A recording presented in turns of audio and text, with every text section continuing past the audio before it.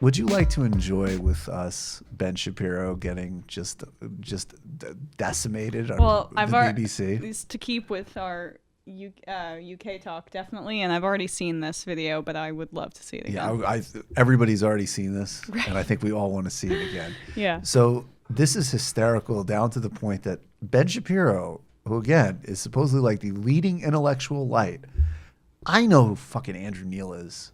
He's kind of a well-known grouchy right-wing bastard. Yeah. Well, just a fun fact. Yes, we were please. talking about our friend Anna. Anna told me that she just saw Ben Shapiro in a coffee shop because I just saw Los Angeles there.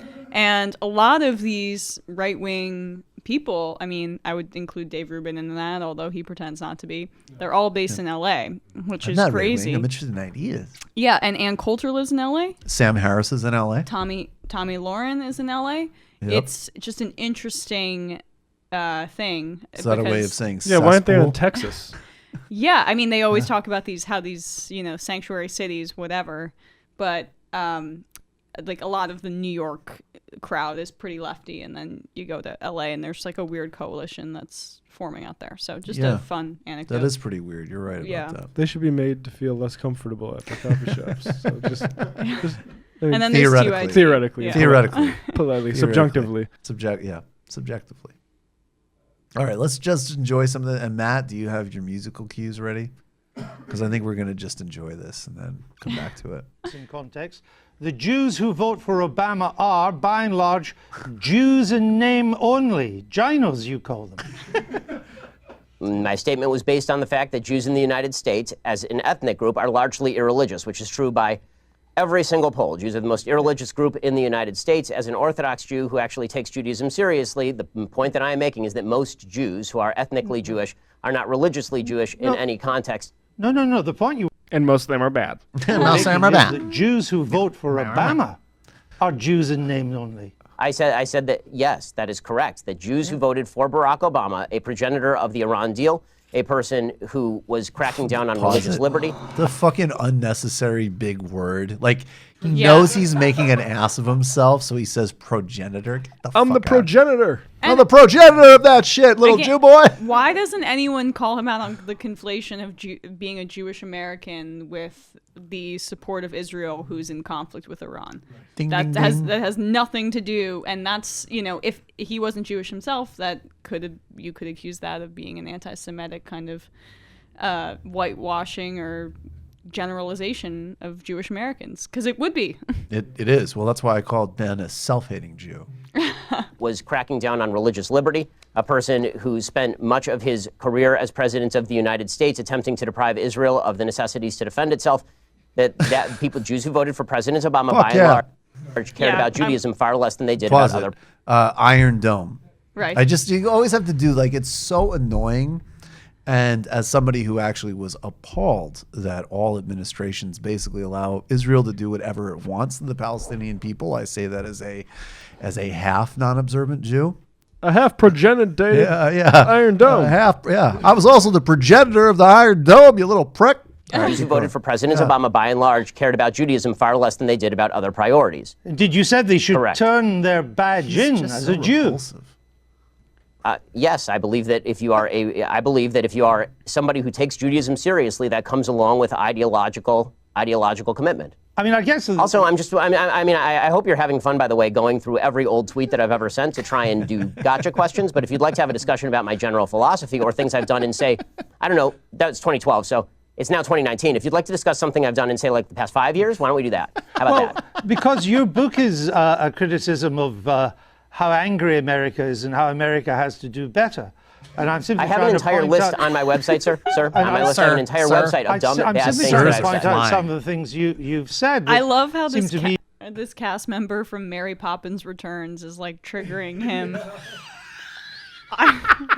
Which I just watched on a plane. That's amazing. But I mean, that's truly, Mr. Shapiro. It could not be more intellectually he's being extremely measured with him and just asking, and I love the contrast of his slow, deliberate speech with the squirrel on meth that we're seeing. Right? Well, and also, well, this is a good correction for Americans who often confuse speed with intelligence. Things you've said that seem to me to help to stoke that anger. For example, you said Sure. Israelis like to build, Arabs like to bomb crap and live in open sewage. Now, follow the evolution of Ben's defense here. This is important. Because he starts off saying, as he does in that thing he keeps setting on his website, that's here's all the dumb things I've said. And I'm kind of sorry for him, but if you look at him close, they're not even that dumb. So his first defense is that he's talking about the Hamas leadership, but then very quickly he's citing poll data for Palestinians at large. Right. Well, as I say in an article entitled, "Here's a list of all the giant, bad, dumb things I've ever said." Was that dumb? Well, yes, that's a dumb tweet. And not only, but it is also important to mention that the next few tweets clarify that tweet is specifically referring to the Hamas leadership, which, by the way, a BBC I've seen is relatively reticent to condemn. No, actually, it wasn't what you went Pause on it. to. Do you notice what I fucking love is that he tries to get him into a classic right-wing goose chase of no, we don't defend Hamas. Yeah. That guy literally is just yeah, that's just a stupid distraction. Right. And I'm going to go back to what we were doing. He did not even acknowledge. I mean, it's not like leftists in the UK have completely legitimate gripes with the BBC, but this is just standard. Oh no, the BBC's totally anti-Corbyn. No, that's the most hilarious thing is that the worldly smart guy of the right doesn't even know what just a standard British interview is. Well, and Andrew Neil, the reason he can blow right past this is because at no point is Andrew Neil worried about being labeled a Hamas supporter. Right. Oh, right, yeah. Andrew Neil's oh, damn, there was that to the sea tweet I put out 2 years ago. There was that Allahu Akbar and I ended the tea time program with 6 months ago. An article entitled, "Here's a list of all the giant, bad, dumb things I've ever said." Was that dumb?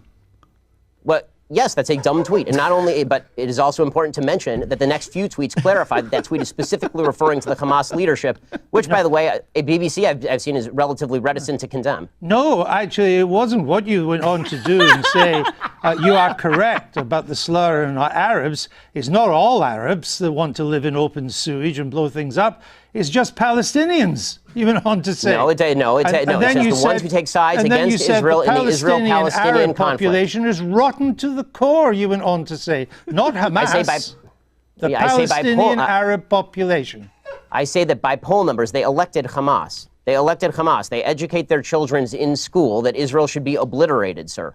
I guess. If you want to read, honestly, this is a giant waste of time in the sense that the entire interview is designed for you to shout slogans or old things that I've said at me. I don't see how this forwards the debate. You talk about undermining the public discourse. It seems to me that simply going through and finding lone things that sound bad out of context and then hitting people with them is a way for you to make a quick buck on BBC off the fact that I'm popular and no one has ever heard of you. There are not many bucks to be made on the BBC, unlike American broadcasting, Mr. Shapiro. The point I'm trying to make is that your words are hardly designed to produce the consensus and understanding that the book seems to want to produce. That's my point, that you write about, Judeo-Christian culture and so on, but so much of what you've said in the past would seem to turn its back on Judeo-Christian culture. You're lecturing me on Judeo-Christian culture after you call the pro-life position barbaric? I just asked you a question. And I asked you a question. You failed to answer a single one of mine. Frankly, I find this whole thing a waste of time. If you want to read the book and critique the book, why don't you read and critique the book? If you want to critique me, you can think whatever you want of me. Why don't you frankly, just try and I don't care. I don't frankly give a damn what you think of me since I've never heard of you. And I've never heard of you until I briefed myself for this.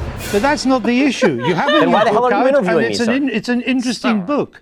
But my point is, your book claims that society... Well, it'd be nice if you would quote it from time to time. Your book is... Well, actually, I've done so several times, and I'm about to do so again, if you would let me just finish the question. Your book claims that society is turning its back on Judeo-Christian values. Yeah, what are those values? What are the values it's turning its back on?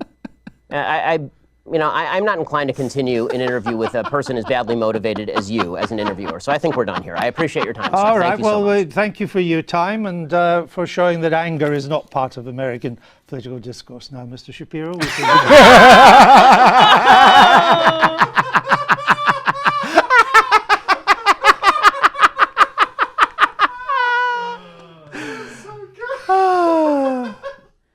Bye. Thank you. Bye, Ben. Bye. Goodbye. So, did you add that music in the control room, or was I that? did, yeah, that was oh, me. thank God. I wanted to give whoever did it credit. Now I can. Yes, the credit is in the room. You've just watched a Michael Brooks show video, and you can watch all of our full main live shows every Tuesday night at around 7 p.m. Eastern Time, and subscribe to get all of the clips you want. We're covering the globe. We're focusing on international relations, the intellectual dark web. We're having fun. We're doing deep dives with a lot of amazing guests. Of course, become a patron for the whole thing at patreon.com/TMBS, or subscribe to this YouTube channel and help us keep growing and get that content out there. Subscribe below.